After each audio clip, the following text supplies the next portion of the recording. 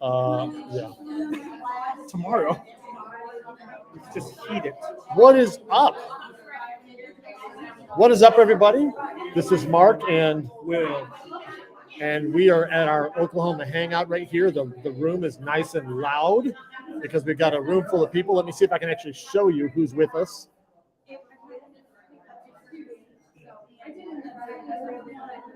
We've got a whole bunch of our best friends here with us at the Hangout. And we have got just, it's going to be a great day today. And we decided that we would do a live today with a live studio audience. Definitely. With all our best friends. So as you guys are coming into the chat, let us know, first of all, first thing we'd like to know is how the audio is. Can you hear me? Because I know it's a really loud room. So kind of let me know in the chat whether you can hear us or not. And we will get started here in just a couple minutes. Let us know where you're from. I'm leaning into the microphone. I know it's early on the West Coast. Yes. What is up, Sandra?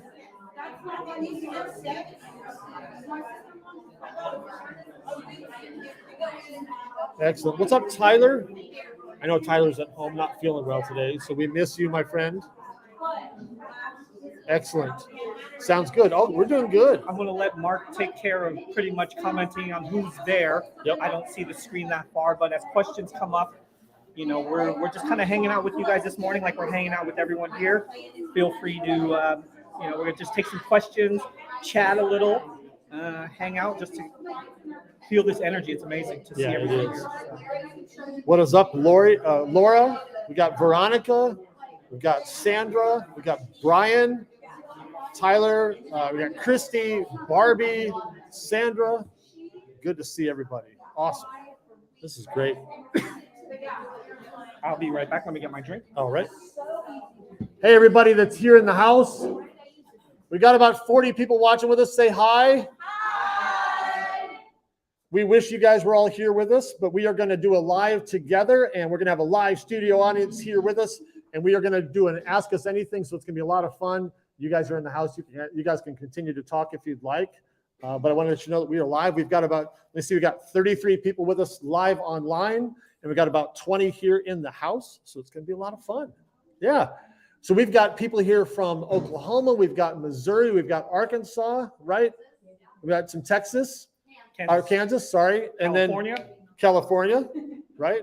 And right here in Broken Arrow. I know me and Justin are here right from, are you actually in Tulsa? Are you? Broken Arrow, yep. So we got a couple of us locals here. But we're going to spend the day here with everybody talking about all kinds of things from technology to pricing to all different kinds of business things. So it's going to be a great time. And we decided that we'd spend the next about 35, 45 minutes with you guys live online, just taking some questions. Hey, do you want to go grab the cards from the table? Yeah. So here in the house, we've got, again, we've got several people who have given us questions that they have that they want to talk about throughout the day. So Will is going to grab some of the cards that we have here, and we're going to take those questions and talk about them during the live. So if you guys who are online have questions for us that you'd like to ask us, we would love to answer those as well in the chat. So let us know. Wow, guys, we got almost got 50 people online now. It's growing quickly. This is great. You guys probably can't read that over there, but that's all right. Nice. I'll just read off a bunch of names here. So we got Ashley, we've got Samuel, we've got Liz Rivers. What's up from the Laser Outpost, my friend Liz? We've got Christy and Laura and Ashley, Deborah, Brian. What's up, Brian Baldwin, my friend? Good to see you there. We've got Veronica, we've got Barbie and Sandra. My friend Tyler is at home sick. We are sorry that you're not feeling well, my friend. We miss you. We wish you were here with us, but glad you're here online. So that's going to be good having you here as well. I hear my echo. Oh, and we got Amanda. I think it's Amanda from Cerulean Tides. I just don't know if it's Amanda. I think it is. Good to see everybody. Meredith. All right. Let's see. I got questions here from the live audience. I'm just going through, kind of getting an idea which ones will go to Mark and which ones to me. There you go. Okay. I made this joke with Will earlier today or yesterday. He didn't get it. So I think this is going to be a generational gap right here. If I say that I'm the great Karnak and I'm doing this, who knows? Thank you very much. Thank Over you very my much. head. Yeah, so, yeah, I guess that's the generational line right there. But we're gonna do a whole Karnak thing and say, the answer is kerf. What's the question? No, we're not. Okay. All right. And What we're are- going to take questions from you guys online as well. Yep. So if you guys have any questions, ask away. We'll kind of alternate between the two. And we'll ask them out loud if it's online so people can see it. We'll also have it on our screen here for others to see. Excellent. All right. Well, you just want to jump right in? We're just going to get started with so ask us anything, and we've got some local questions here. What I will do is I'll grab the question that we have here online, and then we'll jump to that one next. Yeah. Someone also asked online if this is going to be recorded. The answer is yes. All of ours are recorded. You can watch them 24/7 anytime you want. If you come in late, if you have to leave early, you can watch them anytime you want on demand, so that's no problem. All right, so I'll just jump right in. The first question here, let me just put it on the screen. Barbie's asking about workflow. How do you handle lots of orders coming in, painted, engraving, trying to create an organized workflow in my shop? Those of you guys local, who knows what that's like? Yes, all right, lots of hands. So we're asking, how do you handle lots of orders coming in? I'll kind of let you speak to that for a minute, and I'll do the same thing. Yeah, so I think, let me turn off my phone. Yep. For workflow, if I know I have a lot of the same items, I'm setting up my days based on what I want to do. So one day I'll do all my pre-painting. I pre-paint all my boards ahead of time so that they're all painted. Then I go to the next day and it's cutting and maybe assembling some of it and waiting. And I'm working on other things, but I tend to do more assembly line. I don't take one design, cut it, assemble it, then on to the next. I'll see how many I have, especially if it's something repeatable. If it's a lot of the same ornaments or the same cutting boards or anything, I process it out versus all I do in one thing. When I do something with multiple colors, say I'm doing an ornament that had green and red and had different components that I had to combine to it, I paint all my boards one color and I break my design into all my green pieces need to be cut here, all my red, all my blue. I have all my boards ready painted. I cut all my green, I cut all my red, I cut all my blue, and then I combine it. That works for me versus I'm cutting, changing out the material. Each time I'm able to cut 20 ornaments of green components, 20 ornaments of the red component, and then I combine it. When I get into the holiday season, I tend to paint all my boards ahead of time, maybe at the beginning of the month, paint a ton of boards, one color, mask it, and just wait for the orders to come in. That seems to, right? Yeah, I use 100% spray paint. And we have learned that if we are, now there's a couple things for us, if we are going to be masking something versus not masking, I'll talk about both of those for a second. We have learned, this is hilarious, it's dumb, but if we paint something and then mask it, we write on the masking what color it is underneath, because sometimes we get a stack of masked things we don't know what it is, right? So we're always peeling the corner back. Oh, was that green? Oh, I forgot what that was. So when we do that, we will mask it and then write just a pen or a pencil, just right across big, just right across it because it doesn't matter. For us, a lot of times we will not mask it. It depends on what it is. We will cut something just raw MDF, for example, and because we know we're going to paint it.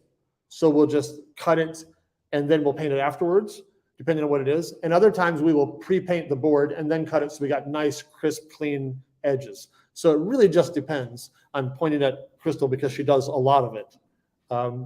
But it just depends on what we're doing as to how we're going to approach that. But it really helps to have things painted ahead of time. She will sometimes prime a whole stack of boards and just have them primed even if we don't know what color we're going to do.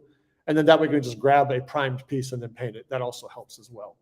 Any other questions on that type of thing locally here, guys? Do you prime all of them? Yes. I mean, you mean as opposed to not priming? Is that what you're asking? Yeah. Yes, we do always prime. Yep, absolutely. That falls in line with what we were just talking about. Sure. What prime do you use? So great question. We have always used Rust-Oleum brand primer, and we also use the Rust-Oleum filler primer.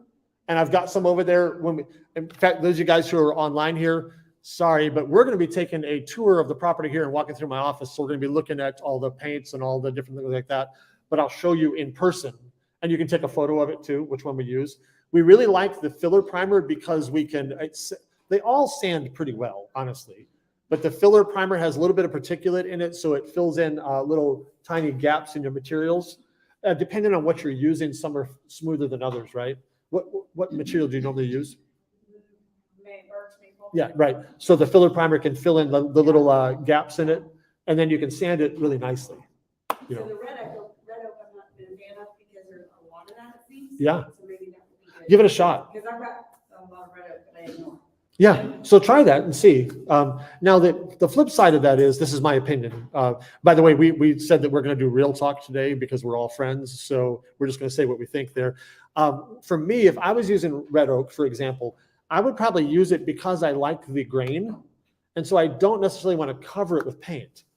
So there's that flip side of that, right? Is if I'm going to cover a material with paint completely to where you can't tell what material it is, I'm probably going to use something cheap because I'm covering up any of the personality of the material. You follow me? Yeah. So that's one of the reasons why I use MDF all the time, because I'm going to paint it anyway. I want to use something that's inexpensive because, of course, I've got some expensive walnut that I don't want to paint because why would I want to do that? I stain it or I clear seal it for sure. But when I'm doing something that I'm going to paint, I usually use something inexpensive like MDF. That's a great way to. Cut it too? I'm sorry? Do you stain it and seal it before you cut it? We've done both. Let me talk about that for a minute. For us, if we are doing, if it's something that's really a light color, like a maple or a birch, if it's a light colored wood, if we cut it and then stain it, make sure I don't say it backwards. If we cut it first, then I'll tend, and I'm not masking, I'll tend to get all the burn marks on it. So then I either have to sand it to get the burn marks off, or I can mask it and then do that. So, it just depends on which order I'm doing it in. If I don't feel like sanding, because sometimes when I say I don't feel like it, I never feel like it. Okay. But if I don't want to sand, then I'm going to mask it and cut it so that I don't have to deal with burn marks. So to your direct question is what order you do it in. We have done both. We have sanded, sealed or stained, and then masked and then cut. So it really just depends what order.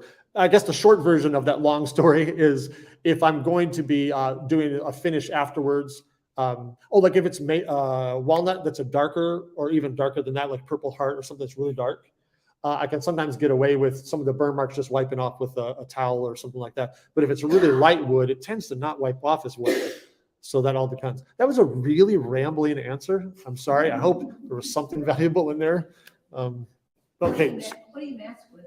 What brand? What do you usually use for masks? Yeah, I use Vinyl Ease. Paper masking is what I always use. I'm not telling you it's the best. I'm telling you that's what I use. I like it. I've used it for 5 years. I've used several dozen rolls. I will tell you, every single brand of masking in the world will occasionally have a roll that doesn't stick well. That does happen with every brand. Or if you don't burnish it down well, every brand will lift. If somebody tells you that never happens, that's not true.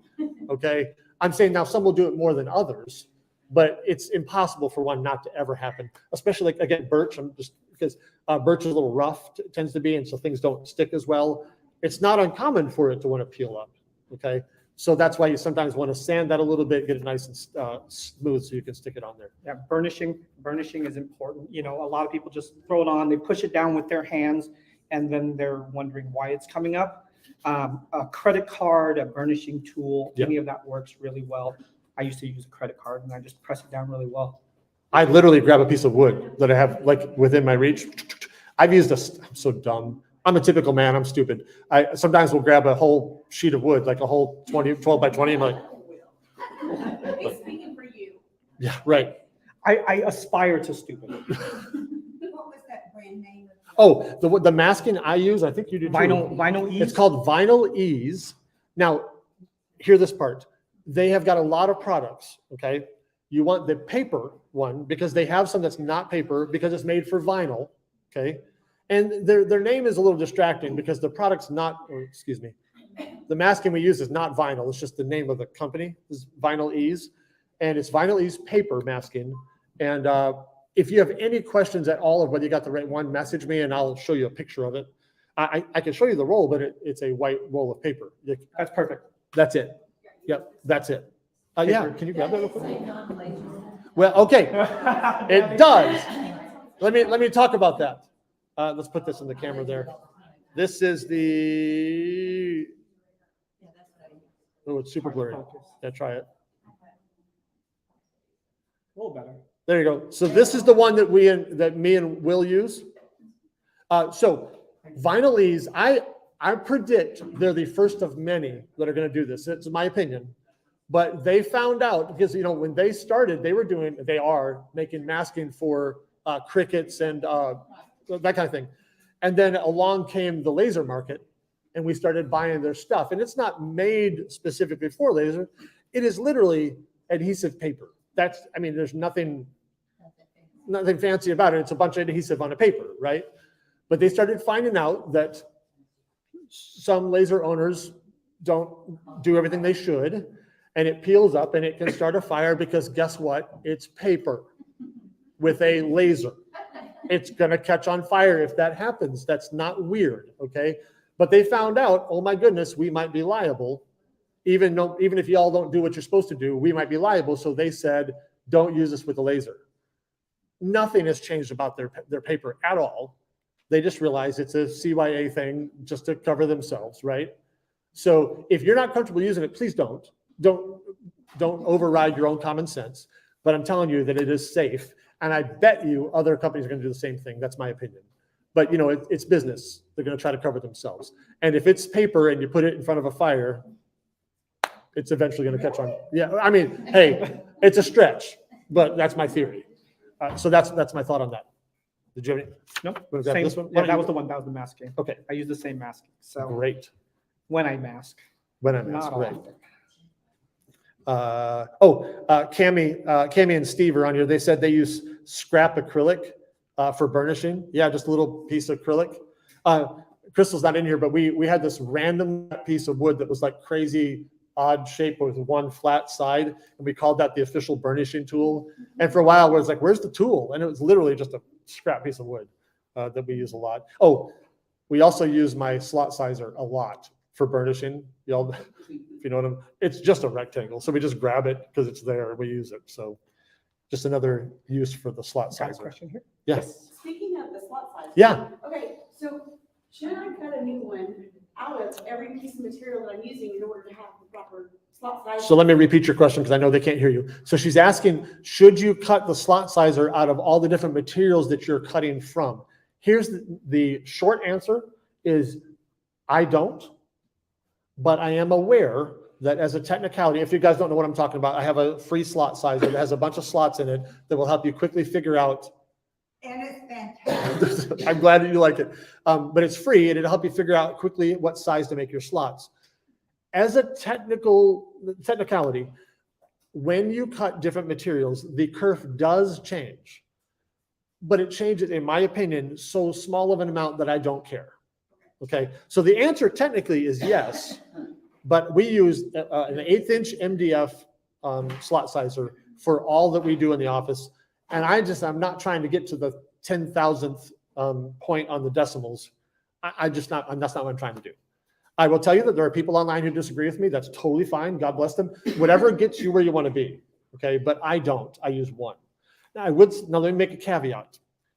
If your experience has not been positive, then definitely change. Okay, I've just been cutting it out of each piece of it that I'm actually using, and I'm using my product to Yeah. slot size. What I would do is, now that you probably have several, I wouldn't cut it again, but I would just, if you're doing say 1/4 inch acrylic and you have one, just use that one. I think that'll be pretty close. That's not a bad question. And let me answer a related question. Also, and we're going to talk about kerf for anybody has questions about it. But you know, a slot, if it's a rectangle, I've always taught you to edit this part, this thickness. I've never mentioned this thickness. And there's a reason. Technically, kerf is happening on all 4 sides. I have found that I don't care about this distance. I only care about this one. But if you want to do all 4 sides, that's technically correct because it is happening. I just don't. So it's up to you. Okay. Josh Wenning, he does all 4 sides and he uses a rubber mallet on purpose. He wants it that tight. So he does that. And that's great. I don't care. but somebody else might. So that's another thing. All right, another question here. How important is Etsy if you have a website? Should I do both? All right, well, I don't have an Etsy, but there is an advantage to Etsy. I think that we should all, unless you can drive your own traffic to your own website, I would have both. I mean, you're not charged anything until you sell something on Etsy. Right. But they generate more foot traffic than any other platform out there. Yeah. So get your stuff there. If you're starting, if you're new, if I had to say I pick one, I would be on Etsy first. Absolutely. And then as you develop a following, you develop regular customers, you can slowly move them over to your website. But there shouldn't be a reason where you would have just your website and not Etsy unless you had enough of a foundational client base that is driving there. But then you're not getting any new people seeing your stuff. Yes, ma'am. My hesitation with Etsy is copying Yeah. and competition Yep. and all the things I see Yep. in the groups of the problems when they'll shut down your store if you have a weird word or something like that. Let me repeat just so everybody can hear it. So one of the concerns, and you're not the only one, one of the concerns about Etsy is potential competition, copying, and then some other potential issues as well. Those are real. I'm not going to say those aren't real. My opinion, let's see if you agree, is that to me, that's just part of the deal, that the package that comes, that I don't like all the pieces, but I sell now I realize we don't all sell the same thing, but let's just assume it's all the same for sake of conversation. I now finally sell about 4 times more on my website than I do on Etsy, but that's after several years of hard work. Okay. I'm going to say you should never say never. I don't ever intend to leave Etsy because it's an enormous platform with a large client base. And if you're in this room, it's okay. I have some people that will only buy from me on Etsy and won't go to my website, and that's fine. But my point is, there are people who want to buy from you that have a preference. And if you decide I'm not going to be where they prefer, then let's just real talk, right? You don't get their money. And maybe that's okay, but you just got to say, I recognize that I'm not getting their money because I'm not there. And that's how I found you, was from Etsy. Oh, okay. Yeah. And right. And if people stay there, that's totally fine. But I realize that if I disappear from Etsy or never there to begin with, there's lots of people that will never find me, ever. So I've had an Etsy shop for 12 years. Yeah. I have a website also. I target more of my local customers to my website, especially because it's a little easier to do local pickup instead of shipping. Yep. Plus you pay a few less fees. It's a lot easier, I find, to drive your local market to a website, but the exposure of Etsy on the wide. I also, because of shipping costs nowadays, I have products I don't put on Etsy that I only sell in shows or on my website because the shipping cost is just, Right. I make mini cornhole boards. I love that. 25 pounds a piece. Yeah. For the whole set without bags, and then you add bags on top of that. Right. It's $50 to ship it, but I'll sell them in person all day long. Right. I'm going to repeat just a short version, just so I don't know if people online can hear it or not. The short version was that she sells things locally, and it's a lot easier to sell on her own website locally than it is on Etsy, because you don't have to deal with shipping necessarily. A local pickup would be very challenging. People do it on Etsy, but it's just a lot of hoops and weirdness on that regard. So she finds a lot of value in selling on her own website, especially with local sales. Did I encapsulate that? And big stuff. Oh, and large stuff. It's funny, just inside my head, I keep looking at the microphone like that's actually a camera. Yeah. It's right there. I'm trying to connect with people. Yes, ma'am. I do the exact same thing, but one tip that I found useful is, instead of having a ton of information on my business cards, I only hand those out in person. I only put my own website on my business cards to drive them there. And then anybody who finds me organically on Etsy, that's fine, but they already found me. Yeah. So my business cards will only send my local or whoever I meet in person to my website. Yeah. That way they're only finding me there. They don't have to, I'm not giving them the option, I guess if that sounds bad, but No, that way. That's great. That No. way it's just easier to do customs there, it's easier Yep. to kind of interact with them more there. And it's just been, that way I'm not, because some people are like, wait, should I go to your Etsy? No, just don't even tell your Etsy exists. People can find me there that don't know me, but people that do know me, I send them only to my website for my business card, just a marketing. Absolutely. In fact, by the way, Sharon, I know you can hear me. Sharon's asking me to repeat this, and I realize you're not here, Sharon. Oh, you're going to be here tomorrow. That's awesome. And I'm looking right at the microphone again. See you tomorrow. Yeah, see you tomorrow. But I'm going to repeat this because people are really enjoying hearing. So I'm going to do the short version. I think was that you put your website on your business card because especially when you're meeting people locally, you just want to, or in person, you want to send them to your website and not to Etsy. Yeah, that's Don't even tell them it exists. right. In fact, if somebody make a note, I would love later today to talk about if you're interested in website conversation. Okay, Yes. yeah, help me remember that. Write that, throw it on a card or something. Write down what platform you're using, or we can talk about Square and Shopify and blah blah blah blah blah, Wix and Wix. WordPress and Squarespace. Square and Space. There's so many. out There's a there. lot. Yeah. What else? And Okay. I think when it comes to Etsy too, something that I think of is the more exposure we have, the better the chance our products are going to be seen.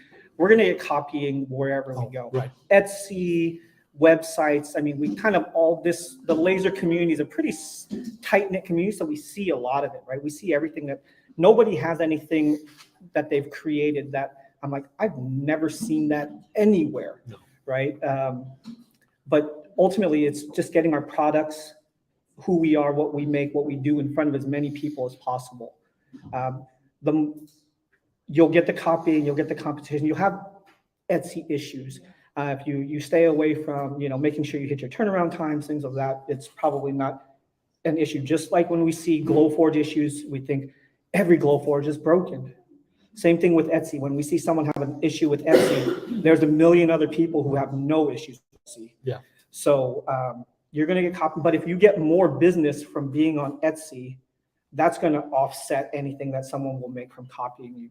Yeah. So Yep. I believe it's getting in front of as many people as possible. If it's Etsy, if it's Marketplace, if it's buy, sell, trade sites, if it's Nextdoor, if it's mom sites, whatever your niche might be as well, get in front of them. I mean, when I was selling locally, it was every group, everything, every show, I shared it with everybody because they're not coming to us as to be our customers. Most of the time, they're not knocking our doors down to be our customer. We have to find them and show them why they should be our customers. So, In fact, something that Will says a lot, I'm going to ask you to say it again. We talk a lot about competition and the related things, whether it be just simply somebody else doing the same thing you're doing, whether it be copying, or whether it simply just might be, hey, there's other people doing this. And I can think of several things you've said, but you basically have said, I don't think about competition. Instead, I do what? You talk about this a lot. yeah, I spend 100% of I used to be one that focused a lot on competition. Oh, they're doing this. What do I have to do? I spend all my energy focusing on my customer, taking care of my customer, because nothing I can do is going to change what my competition is doing, right? Me complaining about it, or they're doing the same thing, or they're now offering this and I offer something similar. They don't care. So I'm not going to give them any of my energy. I'm going to spend all my energy on taking care of my customers, who are then in turn going to tell their friends about my business. And that's where you're going to get the exponential growth, right? When you develop relationships, trying to be better than your competition and all, worrying about them, they're winning because now they've taken away your energy to focus on them versus focusing on your business, while they're focusing 100% on their business. Yep. So, And let me add something to that, because we talk quite often about competition, but in a different context. Because I know almost all the other file sellers, and most of us are friends. And if we aren't, it's just because I don't know you yet. We'll be friends. But I only I can name all of them. I look at Daryl Assman's work. By the way, Daryl, if you're on here, we love you. You're amazing. Yeah, absolutely. And it's community, for me, it's community over competition. I am not interested. I would rather become a friend. In fact, she was mad at me, but I just bought Heather's, our friend Heather's making t-shirts for Lobo Designs. And I'm absolutely wearing her t-shirt on one of my lives and she's technically a competitor. I don't care because the relationships I want to build with people is what I care about most. And you know what? Y'all are going to buy other people's stuff. I don't care because you'll come back to me eventually. It'll be all right. You'll come back home. No, I'm just kidding. But here's what I really want to say is, I know that we're different. All of us are different. It is okay. I've just decided to embrace who I am and make what I love to make. And the only reason I ever look at Daryl's, for example, is because he is really good at what he does. Very good. And I use him to help me move my bar up. Not because I'm afraid or concerned, but because, hey, he is great. I want to be great. So I'm going to keep adding new things. That's the only way that I look at competitors. If he makes something cool, I just go, dang it, I didn't think of that first. And I go make something else. We make a little church or whatever it is we do. But I'm not worried about that because I realize I can't let them steal that energy. I'm going to put it somewhere else. Do other people make stuff that I go, hey, I really think you got that from me? Yeah. Okay. You know what I'm going to do? I'm going to go make another thing because I'm not going to get stuck in that deal. cycle. Yeah. Not at all. I mean, it's different for file sellers, right? Because you can put a twist, they put a little spin on something. What But I a cutting sell board, is, yeah. There's 20 of us that sell the exact same thing. Yeah. Right. So, and I can't change that. So I can focus on what I can do within my business, my Facebook group, my business pages to make it more of a value than just what I sell, which will do that. So do the same thing in your business, in your groups, give a value, right? It's not just, this is what I sell. Everyone sells something similar. What can I do to increase the value for that customer? What can I do to build a relationship where they're going to want to support me? So support them and they'll return that favor. Yeah. You're doing that, by the way. I try. You do. That's I great. have an example if you want to hear it. Yes. I ordered my first, the adhesive, the 3-minute adhesive. That's expensive. It is. That roll, right? Mhm. And I ordered it and it didn't come. And this tracking number didn't work. And I waited and I emailed you and immediately 10% refund. It's on the way. That's great. And it wasn't your fault. I think it was a manufacturer because it was before you stopped it. Yeah. And it was coming from the manufacturer. So you had no control over it. I wasn't asking for any kind of discount or anything. I was just asking where it might be. Yeah. Good. Boom. I love it. It's good. I mean, customer service is where it's all at, right? Yep. If you The cream always goes to the top. That's right. take And care of your people. we're going to talk about this later today, but since it jumped in my mind, it needs to come out my mouth because that's the way it works. One of the things that we want to do real talk with people, I've used this a lot in my church setting, but this goes outside of that and just everything is, a lot of times we are looking for something new to do, but we haven't done the things we already know. And I've done that a lot as a youth pastor and as a pastor, go, hey, I can give you new information, but if you haven't done what you already know, we don't need new information yet. We need to do this stuff first. And for all of us, I will tell you, there are several things that I am not doing well that I need to be doing well. And the reality is there's reasons why I don't do them. And some of it's because I don't enjoy them or I'm not good at it. So instead of doing those things, I look for something new. And I keep realizing, hey, you need to do this better. Here's three things you keep putting off over and over and over. So what I will do with everybody in the room, and because we are friends and we are real talk, is when we talk about growing your business, I'm going to also ask, hey, how's your Facebook page doing? Oh, I don't have one. Let's start there. I don't like it. I know I don't either. Or how's your this doing? Well, let's work on that. Or how's your photography? I'm not good at it. Well, let's work on that. So we'll give you new ideas, but sometimes the best idea is the one you haven't done yet that you already know, and then everybody just walks out of the room because they're pissed at Mark. Okay. Yeah, like they said, I've read, right? Do less, but do it better. Yes. Right. Lean into your strengths. Oh, that is so good too, because to me, the other thing I tend to do is, you ever heard the inch deep and a mile wide? You're not like you're the, what's the phrase, the master of none, a jack of all trades, master of none. Like when I worked for Chick-fil-A for years, and so I'm a big Chick-fil-A fan. They have a very narrow menu compared to some, and they just do these things really well. And they've decided we are just simply not going to do this. We're going to do this. And I know a lot of places, you go to some places, they have, hi, I'd like number 67, please. And you're like, 67? We were joking about Raising Cane's yesterday. If you have a Raising Cane's in your town, How many products do they have? Arguably one. I mean, well, it's chicken strips or chicken strips on a bun. It's the same thing, right? How many would you like? You know, and they don't really have that many, but you know what? They've decided we're doing this, we're going to do it well. That's what we're doing. But I tend to add something new to my plate without having been good at the things that are still there. And I'm like, Mark, back up, go back and do these. So that's my thing there. I want to find one. I don't know if we have any questions Yes. there. We haven't gotten. Veronica asks, how do you get the most exposure on Etsy? Now, I know you're not an Etsy Yeah, guy. that would be more me. And I'd love to hear you guys too. Anybody in here feel like you're succeeding on Etsy? Anybody feeling you do pretty good? What are some things that you found that work for you, or the opposite that didn't work? Probably the most successful strategy I have is combining, finding a niche market that is being underserved. Great. And create a great product for that. Good photos, good listing. Go ahead and pay to advertise it fourth quarter when people are buying. Okay. I turn ads on fourth quarter. I don't use a lot of ads the rest of the time because I stay busy enough otherwise, but probably finding a niche market that is not being well served. Okay, so I'm going to repeat that. So finding a niche market that is not being well served. Let me follow up on that one. And you don't have to share yours if you don't want to, because I know sometimes that's insider stuff. But did you look for one based on what you enjoy, or did you look for one that would just sell, or how did the enjoyment and the selling come together? Do you follow my question? Absolutely. So I'm a beekeeper. Okay. I wanted to do, and I do themed Christmas trees every year. And I wanted an ornament that looked like a beehive. Yeah. And I looked, the only one I found on Etsy, I didn't think was very well put together, and I thought I could do it better. Yeah. So I did.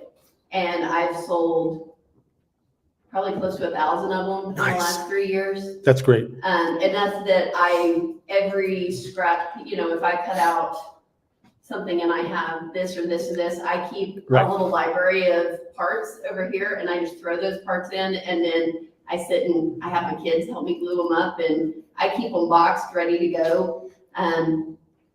I think my biggest one-day order was 125 of them in one day. That's awesome. Because I advertised it in a women in beekeeping group. Oh, so very neat. Yeah, right. Very dialed in. Specifically niche Yeah. type of things. Love I it. see there's a 3D printed one out there now that's selling like hotcakes, and so this year may not be that big of a deal for me. I also do laser engraved rolling pins, and I have done very, very well with those. Most other laser artists don't like jobs that take 45 minutes. Right. So let me repeat some things. I think, because what you're doing, I think, is what I would preach, and I think you probably would too, is do something, first of all, that you enjoy, right? Because I have found myself chasing the dollar and then realizing one day, I don't enjoy this at all. I don't know if anybody's done that, where I would rather do a product that I actually enjoy making, right? And then, okay, if it's not selling, I can dial that in, but at least I don't hate this. I'll give a perfect personal example is when I was a graphic designer for a living, I did a lot of threefold brochures because businesses need those, use those. They've been around forever and they're probably not going away. And I got paid pretty well for them. And I did well, and they were good, and I hated them. But it took me, because I'm slow, it took me a while to realize that I didn't enjoy this at all. And so what I did was I raised the price several times, and I found out that it didn't make me like them anymore. I thought that, if the pain goes away, if the price is high enough, and that works for some people. But I realized, I won't even tell you how much I got up to, but it was a lot, I think. And I realized I still hate it. And I realized and the sooner when I finally quit offering that, I was like, oh my gosh, I'm happy. And then what I do love designing is business cards. And they're small, they're two-sided, they're kind of in and out for me. And I don't get paid a lot, and I love it. But I chased something that brought me joy, not something that brought me money. And then in the end, both happened. But I did something I love. And so you found a narrow targeted market that you enjoy, that you're already kind of involved in, and you started doing that. I think that's brilliant. And you also said something else. You said that you ran ads in the fourth quarter, right? You're talking about Etsy ads? Yeah. Etsy ads, yeah. Okay, cool. That's great. Let So me- I'll add to her. please. Because we work closely together. you noticed that she said she picks up scrap pieces and will build parts and have like a surplus of them. Yeah, And when she gets the 120, she's out the door. And she never gets a bad review of, where's my product? nice. It's out. Yeah. And so I think that is a really. So I'll repeat that too. So basically you're saying that you're able to turn it around faster because you use, you have scraps and you make parts for your, in this case, is it ornaments? Yeah. Okay. In this case, it's ornaments. It could be anything. It doesn't have to be an ornament. But if your item has pieces and you've kind of pre-made some of them by cutting them out of scraps and have them ready so that when an order comes in, you can just turn it and go. You're not starting from zero. Oh, where's my material? Where's my, I have to order the material, I have Right. to wait 2 days, then I have to paint. You know, speed is important. I mean, we're all I small mean, you can businesses. still leave your leave time out. 2 Absolutely. weeks Or whatever it is, but they're out the door in a week and they're like, oh. what is it? Under promise, over deliver. I've said that backwards a few times and people look at me like, wait, hold on. Yeah, right. And I mean, I'm going to add to the Etsy part is, as a consumer, not so much as a seller, but as a consumer, the first thing that comes to my mind when I'm scrolling, because there's thousands and thousands, is a good picture. Mhm. If your picture doesn't look good, I'm just scrolling by it. So take the time to take good photos. And people don't read Yeah, no. No. at all. I've been waiting for a product that was a digital product for I years, literally but I don't have one of complain. my pictures with a ruler in it to show how big this ornament is. And my number one repeated comment is, it's bigger than I thought it would be. And you're like, okay. Yes. An inch is an inch. Well, and I An inch found, is an inch. I haven't done a good job on this, but I have found that even, maybe I'll know this too, if I will type words in a picture, they'll read it. But if I type words in the description, they won't read it, which is, it's words, but I guess if it's up there with the pictures, you know, so that's worked a little bit for me too. Etsy does not do a good job of making that stand out. No. You have to click read more Well, to see more than a few. especially words. especially on mobile, for sure. Yeah. I know Etsy does not help us at all No. in that regard. It's terrible. Can I get on my rant for a second? Not, but it doesn't matter because in the end, we're still going to use it, but I wish that they would pay attention. You can't put links of any kind in the description. So if I have a support video, you can't click it because there's no link. And so I'm hoping that you'll, if you're on your phone, somehow highlight that thing, and it's a pain, but it is what it is. You can't put all kinds of things in the listing that you wish you could. But yeah, yes, ma'am. I'm not super successful on Etsy, and I don't want to say that I am, but the thing that I do like is, even if I'm not selling a ton of things, is really take care of your customer, like he said. Yes. Because when I'm buying myself on Etsy, when I'm buying files or something Yep. like that, I look at reviews. Yep. I do. I always look at reviews. Now, we can't control how people are going to react to what we make, but I love that people will they put a lot of thought into it, or quick shipping. That's obviously very, Yes. I have a lot like that. And the more 5-star, and I also do pay attention to negative reviews too, and especially how the shop owner might respond. Now, I've never had like these super negative reviews, because I do try to make it right with the person. I try to make it right with them, but just, I like that even if I've not had like a ton of sales, I'm not pushing thousands Yep. of products out the door. I'm working in my office with my 3 kids are, Yeah. running around, is that my customers will always mention fast shipping, 5 stars. Yeah. They took, this happened and they made sure to make it right, kind of thing. Just how you respond to, and people may be negative.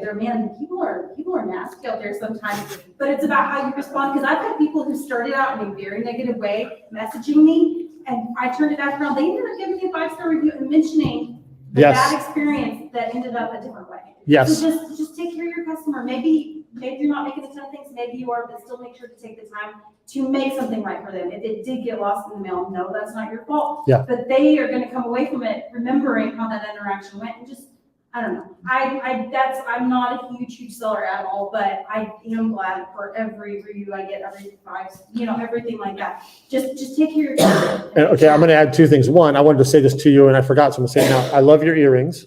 Oh, thank Did you make those? I did. They're awesome. And I've been wanting to say it to you all morning, but I forgot, so I'm going to say it now in front of everybody. The other thing that related to what you said about supporting your customer and taking care of them, one of the things that I've learned, I'm still working on, and you guys probably experience it with me and don't realize it's happening, I'm going to tell you now, you'll see, is because most of our interactions are in text, right? I mean, you may see a video of me, but we aren't videoing with each other. Like, it's only one way. And so a lot of times I'm typing. I don't do this all the time, but I have learned to use more words when I'm typing than I would when I was talking, because you'll catch what I'm trying to say. Like, for example, you might catch me doing this a lot. I'll say, it is so good to connect with you, or I'm so happy to talk with you. I'll add that, even though technically I don't need to say that, but I want you to feel what I'm trying to say. I'm 53 years old and I'm a guy. I use a bunch of emojis because I'm trying for you to get what I'm saying. And I don't want to fall in the ditch of you thinking I'm short, or, you know what I mean? Because if I only do one little tiny half sentence, you might think, oh, he's mad. I'm not mad at all. I'm just got 100 things I'm doing. So I'm trying, I tell Crystal the same way when she's communicating on my behalf, use a lot of extra words so that they make sure that they catch, I'm thankful for you. I'm happy about this. Thank you. Like somebody, I don't think there's anybody here, somebody found a problem in one of my files yesterday and they told me, and I said, thank you so much. I want to be better. I'm glad you told me. Emoji, you know, because I want you to know I am happy. So sometimes extra words help, more text than normal, because that's the only way that you can communicate. If you just go thanks, like, okay, let me ask you this. When somebody types THANKS, that's it, and sends, do you read it like I do? I read it flat. I go, thanks. Is that wasting their time? like, eh. But if I go, thanks, exclamation point, emoji, high five, you know, whatever, I read it, thanks, right? I want them to read it the way I meant. Is that stupid? Yeah. But that's also what I want. I want you to hear me. So now that you meet me in person, you go, oh, that is how he talks, because that's what I want. Yeah, I think with the pictures with Etsy as well, when you're scrolling, if you have to make yours look different than others, right? Make it look, because really if there's no distinguishable difference between this picture and this picture, the only thing that I as a consumer are going to look at is the price. And then we're all racing to the bottom.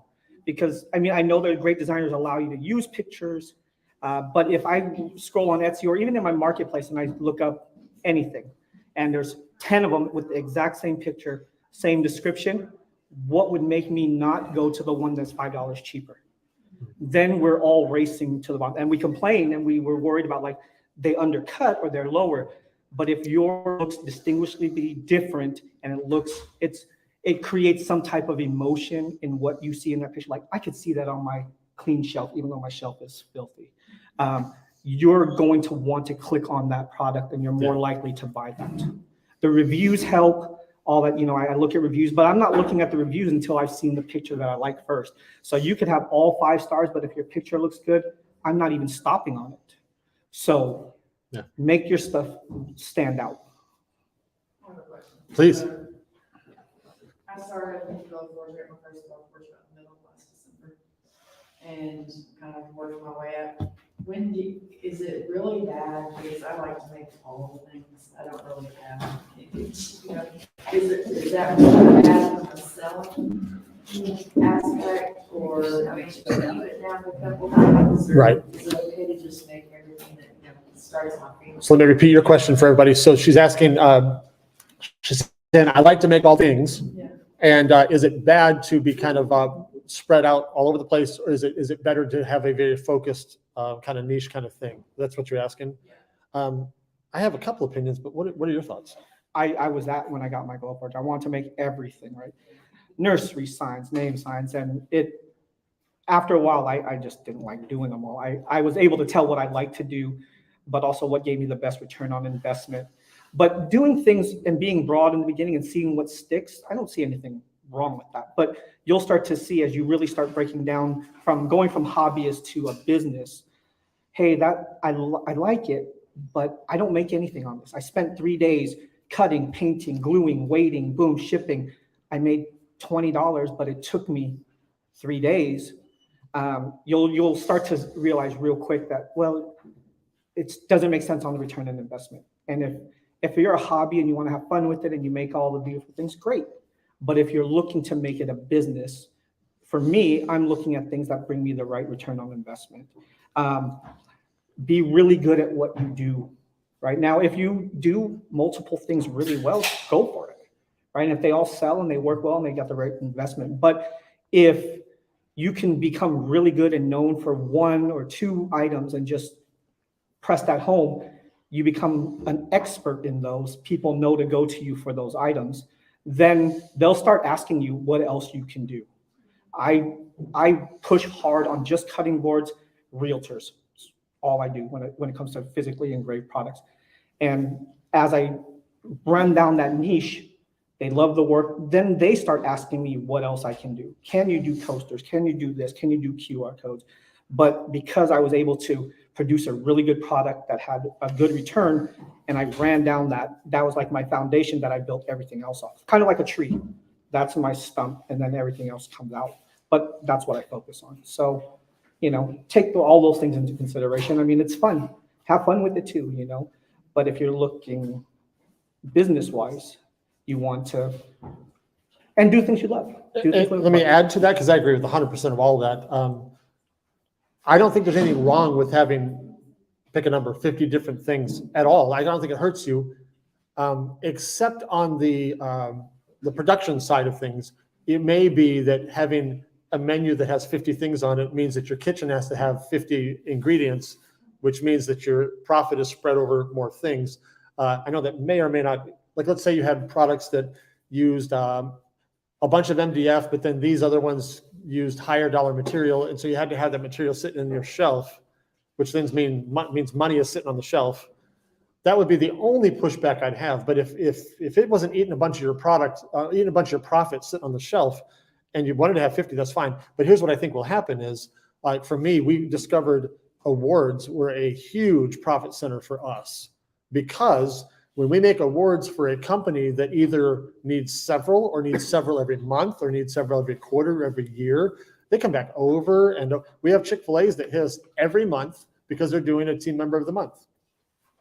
And they need at least 12, and sometimes they need 2 a month, so they need 24. And if I get 4 of them doing that, I got 48.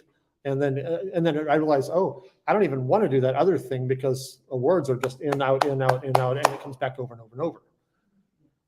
I'm only saying that because I think in your exposure or your exploring of those things, you're going to find a couple that bubble to the top that do better for you than others. We actually had several other listings that just sat there dormant. But I will say this, it's weird. I used to sell shoes for a living, right? So Al Bundy kind of thing. Oh, there you are. There's the age group again, right there. I know Al Bundy though. Yeah, right. I was not Al Bundy. But we found out that we had to have 70 pairs of shoes on display, but we really only sold the same 3 over and over, or whatever. Like back in the day when Jordans were everything, right? It'd be weird. Like, people would come in to buy Jordans. They look at everything else, and I say, "What are you looking for?" "Well, the Jordans." And I'd say, "Okay, they're right there." Well, they wanted to try on other shoes they were absolutely not buying, for sure, just so they could then pick the Jordans. But if I had a wall of Jordans and nothing else, they probably wouldn't have bought, which is the weirdest thing. So to some degree, if you have one item and I have an award and that's all I have, and I have one item in my store, I don't think I'll sell very many things. I think, I just got to, now there's the algorithm too. That's a whole nother, I'm not talking about that's another thing. But I think people want to see a bunch of things to buy one thing. I think it's just how we're wired, right? That's my input on that.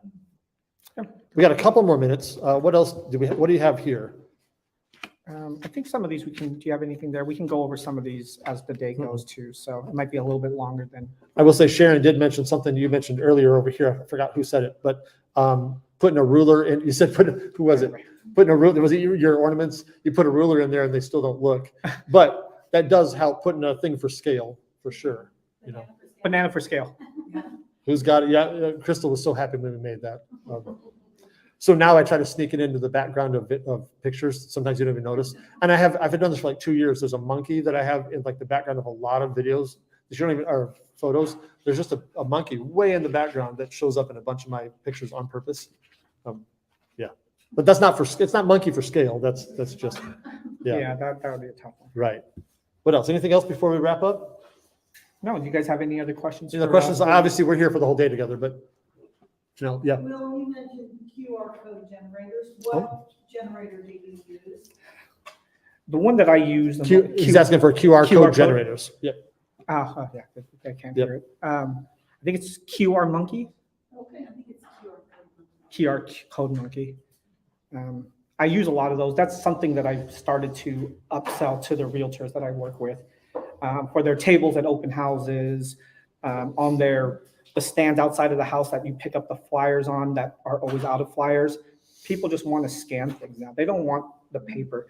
Restaurants on the tables for menus, Yeah. they all use it now. So that's a great opportunity. I've reached out to a lot of restaurants. Yes, ma'am. What's your favorite glue? Oh, favorite glue. Do you We use the same one? thing, Loctite. So Go. I've used it's funny, I say it out loud, I'm not sure which one it is. It's Loctite, is it Loctite Go-To or Loctite Go-To? I'm not really sure which one it is. Go-To sounds like a marketing thing. So Loctite Go-To, and specifically there's a couple in that line. This one is a blue cap. They also, I think they've got a super glue that I'm not talking about, okay? However, I will say this, over the last 4 years or so, it has gotten harder and harder for me to find. And it's become way more expensive. So I do like it, but I don't like that part of it anymore. I used to buy I think it's a pack of 6 bottles at a time from Amazon. But 2 things have happened lately. The price has ramped, and I think it's sitting in warehouses and I'm starting to get bad bottles. They do take care of it for me, but it's a pain. So all that to say, that's my favorite glue, but I don't like lately the experience of buying it. I used to be able to buy it at Home Depot off the shelf. You might still have it there. Okay, yeah, I don't know. So I will say that we, out of necessity, have looked for something else, even though that's my favorite glue. It also, let me tell you why I like it. It's not a super glue, so it's not quick, and I need to position something, and so that's why I've liked it, and it's worked well for me. But because we couldn't find it, Crystal and especially Tyler talked me into trying some super glue, and I said I absolutely do not want to do this, and I bought it just for them because they wanted it, and they converted me in the last couple of weeks. So I've started using super glue a lot, and I hated it until I didn't. And specifically putting together, I know you guys online can't see it, but like the buildings that are here on some of the tables, I will say that the super glue is a lot easier when you're putting together, like say a building that has 4 walls, and then so you're sticking this wall to this wall, 3, 2, 1, okay, and then I can go to this wall. Like it doesn't take 20 minutes to set. So it kind of depends, but I've been using Gorilla Glue super glue as well. Gel, I hate the liquid. Hate the liquid. It runs too much. The gel is great. I've been using Gorilla Glue super glue gel. Gel specifically. I came back to the office with like 4 containers of the liquid, and they all kind of cursed at me because the liquid just runs everywhere. And then I stick my fingers to everything, which I've done that a lot. I suspect though, honestly, most of the brands, if it's a gel, it's probably similar. I don't think Gorilla Glue is specifically the best one, but it's just, I don't like it running away from me. Do you use that for like acrylic wood? I do now, yeah. And only because and the only reason I changed is I couldn't find the Loctite I like. I just couldn't find it. So out of necessity, if I can find it again, I'll keep buying it. I just can't find it. For wood to wood, a lot of times, as someone who did woodworking too, if it's bigger pieces, not so fine, I like Type On. Type On's a good glue. Yeah. For bigger projects or outdoor projects, waterproof as well. So Type On 3. They do. And they've got several, they got a long line of them, like wood glue and all these different ones. Don't use glue. 3M. 3M's the way to go. Go to crazylazerdad.com. We have 3M. Right. I'm sorry, what's that website again? Crazylazerdad.com. Yeah. Talking to you. Let's before we wrap up here, because we're going to talk obviously the minute we're off here. Sorry, everybody. But real quick, 3M. If you have not, I bet you the majority haven't used it yet, right? I mean, somebody has, some hasn't. I've used it too. I was like a lot of folks. I said, "Oh my gosh, that's expensive." And I actually don't think it is when you look at it a different way. The roll is expensive. Yes, I got it. But for us, if I use it sparingly and think ahead of how I'm using it, like for example, if I'm cutting a giant rectangle, and I'm just using this, that might be a big use of the 3M. But 2 things: the inside of it I can still use as another piece.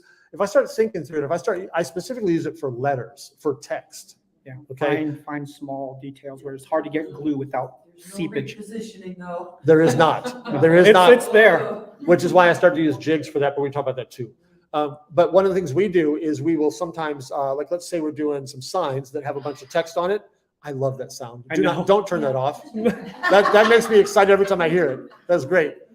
You know, we used to do when we go places with my kids, like we'd be like at the zoo and my pocket would ring like that. And I go, snacks for everybody. You know?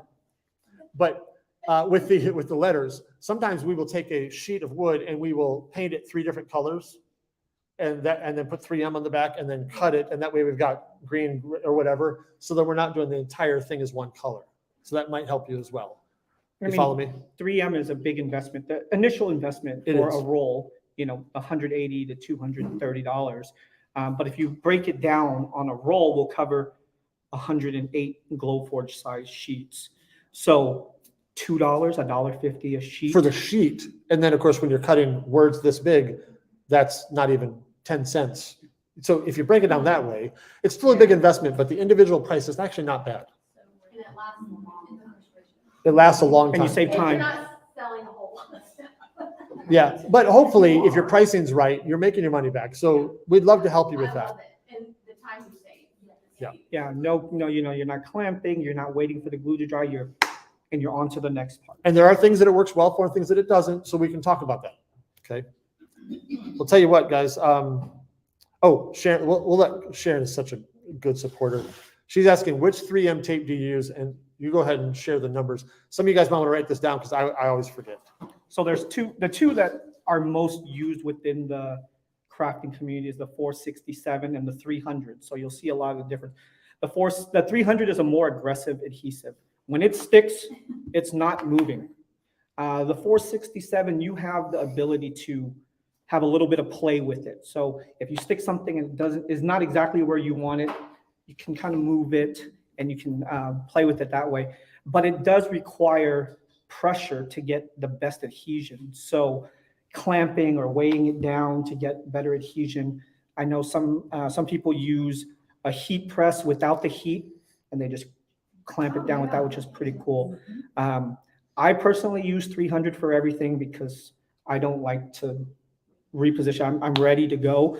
I use a lot of templates. So if I'm doing 2-layer ornaments, I put my one piece down, I have a template, my other piece goes down, there's nowhere else it can go. We can talk about templates. Yeah, how I do that. Definitely do that. And it speeds up production. It speeds up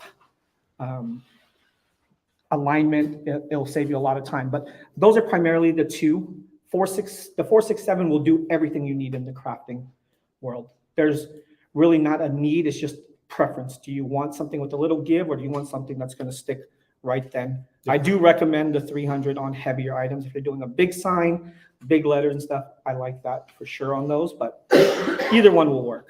I just offer both because there's preferences. Well, before we go here live, at least, I'm going to let you field this last question by our beloved friend Sharon, because she should know the answer to this. Where should I buy 3M from? There's so many people who sell it out there. Stop it. But there's only one you should be buying it from if I have it in stock. And it's www.crazylazerdad.com. Crazylazerdad.com. Yes. All right, guys. For those of you guys who are online, thank you so much for hanging out with us. We're going to jump back to the rest of our day. You can watch this anytime you want. I hope this has helped somebody. You're welcome to ask questions after we get offline. We will be tied up for most of the day, so we may not be able to answer them right away, but we'll get to you guys as soon as we can. And we also are hoping to come to your neck of the woods as soon as we can with some hangouts or some conferences in 2023 as well. Yeah, start talking to your local peeps. We're ready to go. Get some people together. All right, guys, thank you so much for being with us. Wait a minute. We'll do this. Say hi, everybody. You should have been here. Oh my gosh, I'm dropping the phone. Goodbye. We'll see you later.